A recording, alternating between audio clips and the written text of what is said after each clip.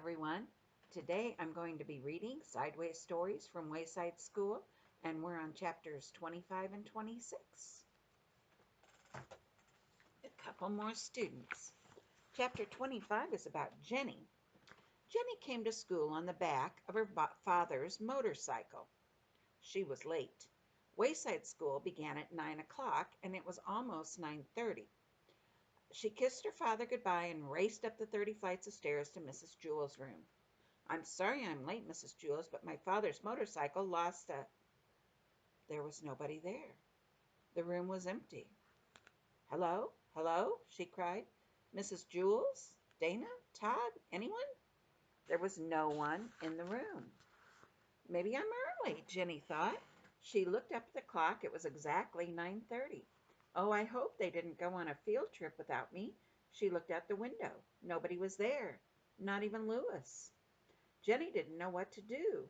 She sat down at her desk. She watched the second hand go around on the clock. "Well, I may as well catch up on my spelling," she thought. She opened her desk and took out her speller. M-U-D spells mud. Where is everybody? B-L-O-O-D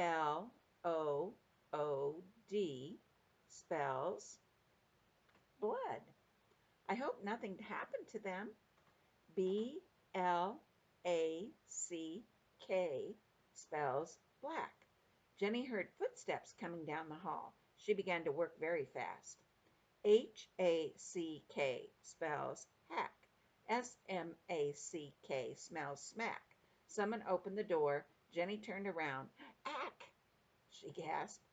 It was a man Jenny had never seen before. He had a black mustache and a matching attaché case.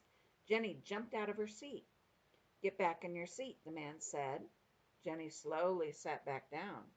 The man walked over and sat down in Dana's seat, facing Jenny. He opened his attaché case and removed some papers. "What is your name?" he asked her. "Jenny," Jenny whispered. "Jenny?" the man repeated as if he didn't believe her. "Well, it's actually Jennifer, Jenny for short," said Jenny. "I see," said the man. He took the speller from Jenny's desk. Jenny's name was written across the top. He put the speller in his attaché case. "What are you doing here, Jennifer?" he asked. "This is my classroom," said Jenny. "Are you sure?" said the man. "Yes, I think so. I mean—" "Where's the rest of your class?" the man asked. "I don't know," said Jenny. "Maybe they went on a field trip." "No," said the man. "They didn't go on a field trip." "Well, I don't know where they are," Jenny cried. "I was half an hour late today, and when I got here, everybody was gone, really. Did something happen to them?" The man didn't answer her. He wrote something on a piece of paper. "Tell you something, Jennifer. When you came to school today and saw that nobody was here, weren't you somewhat puzzled?" "Yes, yes," said Jenny. "What happened to them?" "If you were really so concerned and so puzzled," said the man, "why did you work on spelling?" "I don't know," said Jenny. "It would seem to me," the man said, "that if a child came to school and nobody was there, she might play games, go walk around, go home, but certainly not work on spelling." Jenny started to cry. "I don't know what to do. I was late and I had to ride on a motorcycle and nobody was here, and now you're asking me all kinds of questions, and I'm afraid of what happened to Dana and Mrs. Jules and Rondi and Allison." The man didn't understand a word she said. Jenny heard more footsteps. The man got up and opened the door. Two more men came in. One had a black mustache like the first man. The other man was bald. Jenny was frightened by them. "Does she know?" said the newcomer with the mustache. "She claims she knows nothing," said the first man. "She says she was late today, and when she got here, everyone was gone." "Do you believe her?" asked the man with the bald head. "I'm not sure. She was working on her speller when I walked in." He reached into his attaché case and took out Jenny's speller. He handed it to the man with the bald head. The man with the bald head read Jenny's name across the top of it. "Tell me, Jenny," he said, "why are you the only one here?" "I don't know," said Jenny. "Has this ever happened before?" he asked. "No, never," said Jenny. He gave Jenny her speller. Put this inside your desk. Jenny put it away. I'm satisfied, said the man with the bald head. Okay, Jennifer, said the first man. You may go now. Jenny got out of her seat. Jenny, the bald man called. Jenny turned slowly around. Yes, she whispered.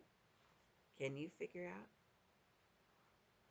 Next time, don't come to school on Saturday.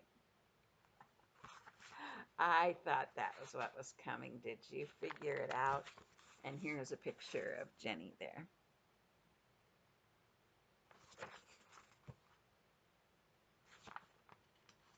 And chapter 26 is Terrence. Terrence was a good athlete, but a bad sport. I know a lot of those kids. Rondi and Allison were playing two-square with a red ball. Can I play? Said Terrence. No, Allison replied. You have to let me play, Terrence said. Louis says we have to share the balls. Well, we're not sharing with you, said Allison. Oh, let him play. All right, said Allison. We'll play three-square. You better play right. I will, said Terrence. Allison bounced the ball to Rondi. Rondi bounced it over to Terrence. Terrence caught it and kicked it over the fence. You have to go get it, said Allison. Shut up, Dixie Cup, Terrence answered. Rondi ran and told Louis. DJ and Damien were playing basketball. Uh-oh, here comes Terrence, said Damien. Hey, let me play, said Terrence. Get lost, Terrence, said Damien. You have to share the ball. Louis says so, said Terrence. Okay, but just throw it in the basket. Don't kick it, said Damien. I won't, said Terrence.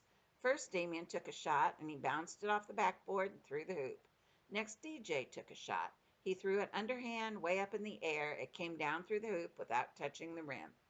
Then Terrence took a shot. He kicked it over the fence. You idiot, said Damien.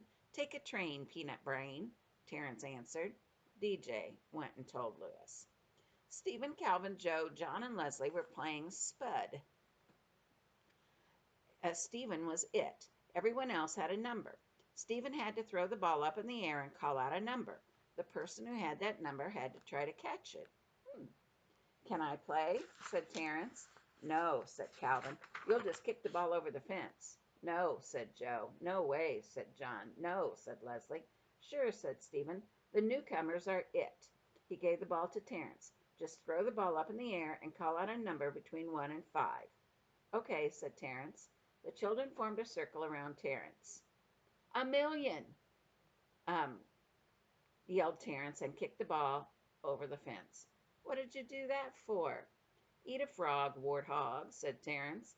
Stephen ran and told Louis. Terrence looked around. There was nothing to do. There were no balls left. Louis walked up to him. He was followed by Allison, Rondi, Damien, DJ, Stephen, Calvin, Joe, John, and Leslie. What's the matter, Terrence? Asked Leslie. Asked Louis. There are no balls, said Terrence. Do you have a green ball?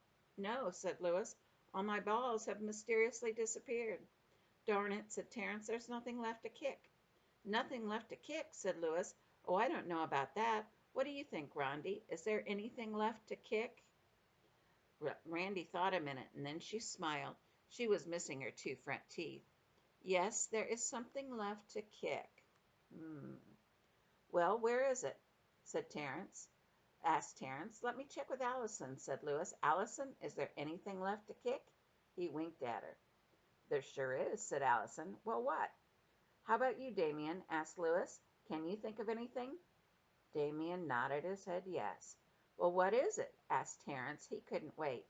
DJ, we got anything around here to kick? Asked Louis. DJ smiled. Yes, we do, he said.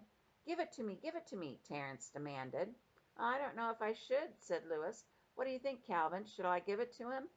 I think you should, said Calvin. Have you got this figured out? You heard Calvin, said Terrence. Give it to me. Not so fast, said Louis. Leslie, should I give it to him? Oh, yes, I think he deserves it, said Leslie. Give it to me, Terrence repeated. Do you think he also deserves it, Joe? Asked Louis. Yes, I think so, said Joe. What about you, John? Asked Louis. Definitely give it to him, John answered. Come on, said Terrence. Recess is almost over. "We'll leave it up to Stephen," said Louis. "Whatever he says goes." "Let him have it," said Stephen. "You heard him, Louis," said Terence. "Let me have it." "Okay," said Louis. They picked Terence up and kicked him over the fence. And that's the end of the chapters. See you tomorrow.